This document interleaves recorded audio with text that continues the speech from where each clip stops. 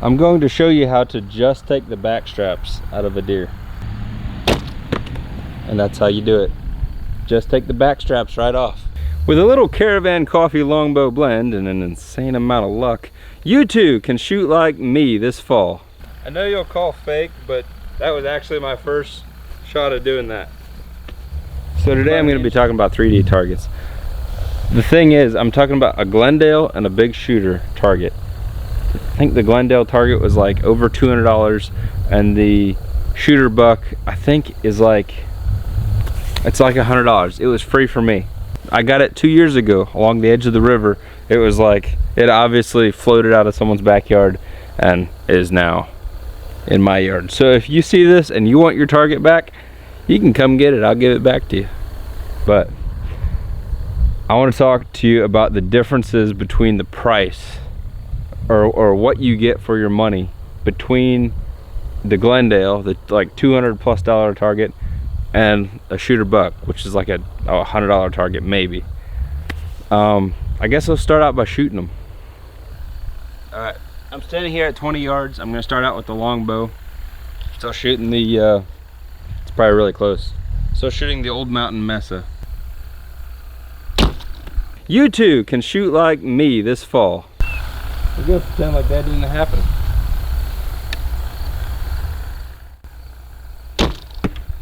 There we go. Alright, I'm shooting the Prime 31 Black. It's a fairly new bow. I've only had it for a year. I'm shooting it at 70 pounds with a 600 grain arrow.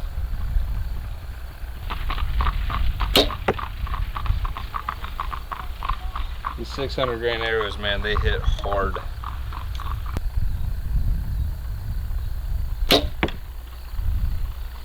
Alright, let's go look at it. But what I wanted to show you here is how there's a block. You can see how there's a block here. I know it's weird, but just don't think about the fact that I have a release and a glove on at the same time. But you can see this box here. It's obvious. I turned it for the video, so this looks almost brand new. It looks like it hasn't been shot at all.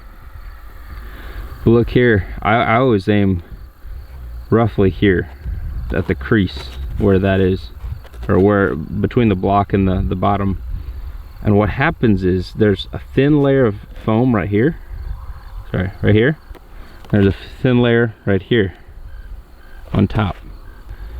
And what happens is if you hit here a lot, there's not a whole lot of foam there.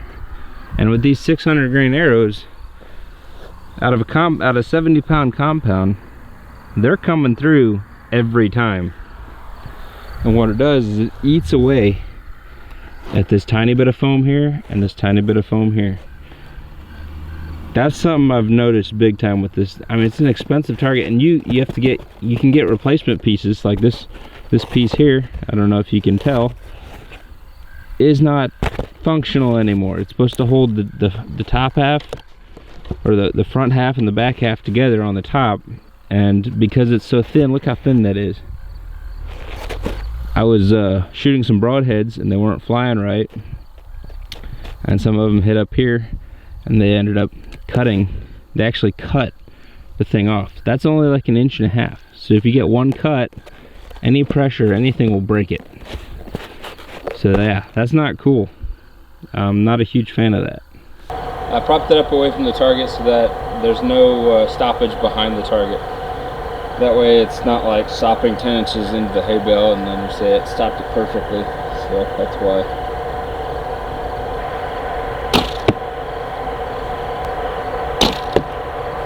Go first shot at the compound.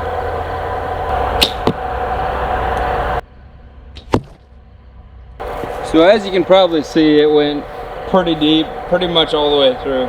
But that shot is pretty, that spot there where it hit is pretty shot up. So I'm going to shoot in the back half, the back rump of the deer where it's not as shot up, and see how that area stops an arrow.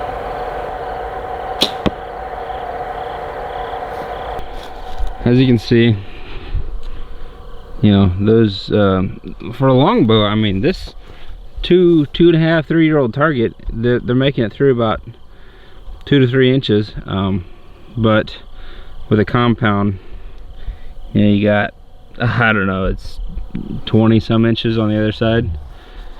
And but also look at the thickness difference between the front, or between the the front half and the back half, and where it's not shot up as much. It stopped it just fine. And so I guess my final analysis is that if you're shooting longbow, I would longbow or recurve. If you're shooting instinctively, get the big shooter buck. It is better for your money, definitely. I'm never gonna buy a Glendale target again like it is unless they change some stuff. There's too many places where the foam is too thin. The Glendale buck is a lot better at stopping those arrows if you're hitting the vitals, because that block is like, it's big. It's like 10 inches wide, 8 to 10 inches wide. So you're not gonna be shooting through the deer near as fast. And if you shoot a crossbow, then you know you guys don't practice, so it's not a big deal anyway. Last couple things I want to say is check out Caravan Coffee. They just started a new blend, it's called Longbow Blend, but what Caravan Coffee is, I'll link it down below, is a roaster, small roastery, small batches, high quality coffee.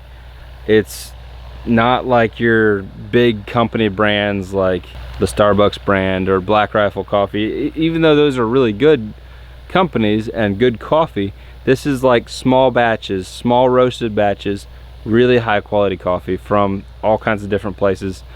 And really what fuels a hunt, what starts a hunt, is coffee. I mean, the first thing you do getting up in the morning is make a cup of coffee. In the cold times of the year, that high quality coffee is just that much more special in the morning. So check out Caravan Coffee. Check out the Longbow Blend. Lastly, we're gonna have a giveaway coming up soon. I'm nearly done, almost done making these cornhole boards, but this is a solid black walnut cornhole boards. They're really fancy. We're gonna have our logos burned in the front of them. Keep your eyes out for that. Yeah, if you subscribe, I'll tell you how you can win in a future video, but you gotta subscribe now to do it. Thanks for watching. I'll see you in the woods next time.